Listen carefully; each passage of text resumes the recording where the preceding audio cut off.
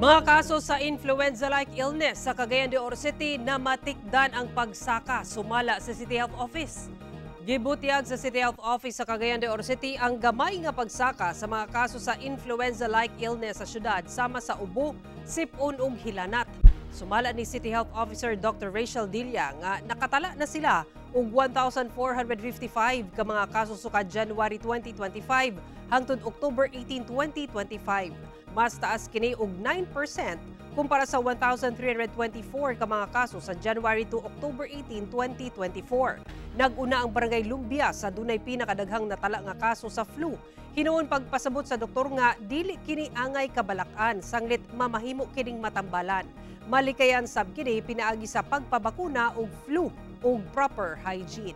Pag-aghat sa CHO nga pahimusla ng mga libreng flu vaccines nga naa sa mga barangay health centers aron malikay sa maong sakit. Nagana nato ni siya sa mga senior citizen kay sa ligid ang pinaka-vulnerable, no? Ang kuan kay maski hilanat lang na siya pero virus manggod, low ang iyang resistance basin og mulala, no? That's why we are giving vaccination yearly